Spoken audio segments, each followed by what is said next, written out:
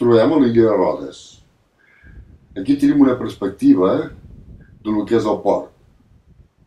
I també estem veient les muralles de la ciutat antiga.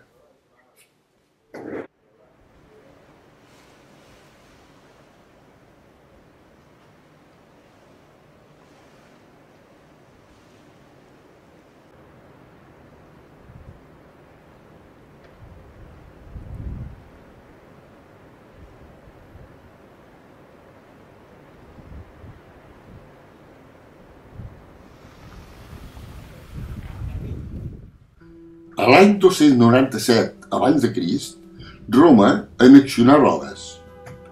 Després de la caiguda de l'imperi romà, l'illa estarà dominada o influenciada per l'imperi bizantí, venecià i genovès.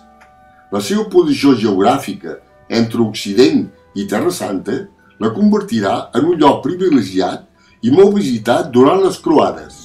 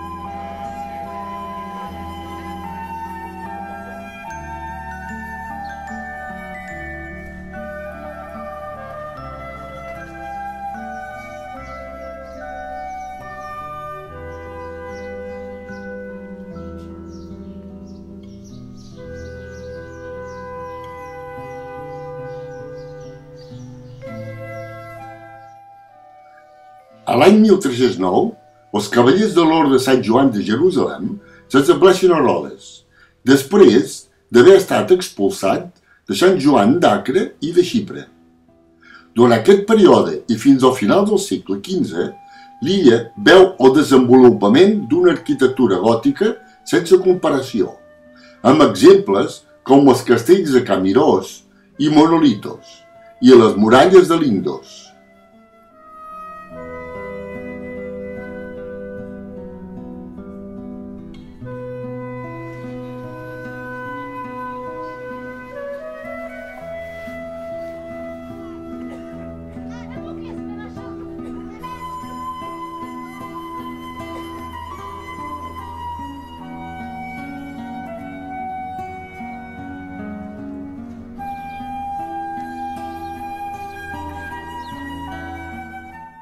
Ara ens trobem a dins del palau.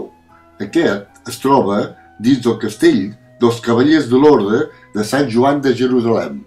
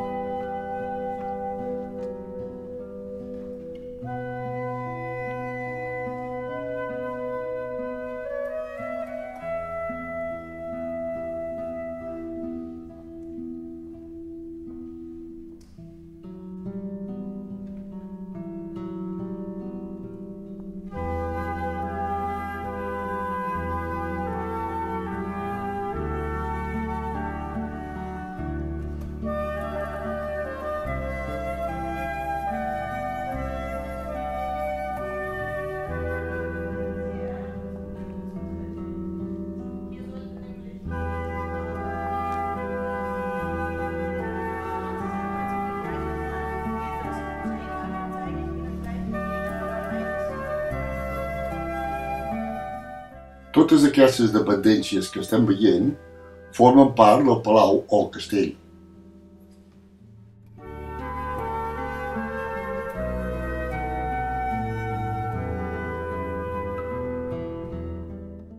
A l'any 1522, Solimà Magnífic conquesta Rodes. Els cavallers de l'Orde de Sant Joan de Jerusalem abandonen l'illa per establir-se a Itàlia i després a Malta. El període otomà durarà fins l'any 1912, en què Rodes passarà a mans italianes fins al 1943. De 1943 fins al 1945, els alemanys ocupen l'illa, per ser novament arrabassada pels anglesos, que exerciran l'administració fins l'any 1947, en què s'integrarà a Grècia.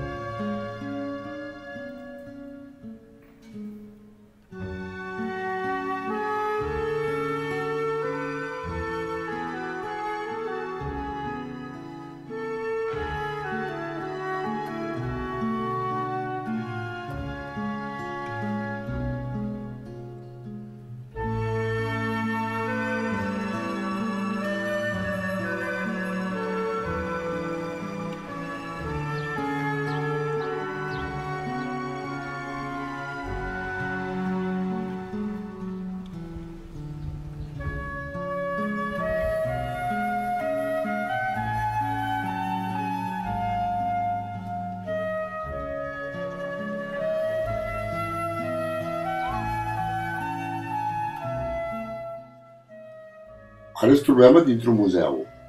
Aquí hi ha una col·lecció molt important de ceràmica i de figures i bustos de l'època romana, entre altres.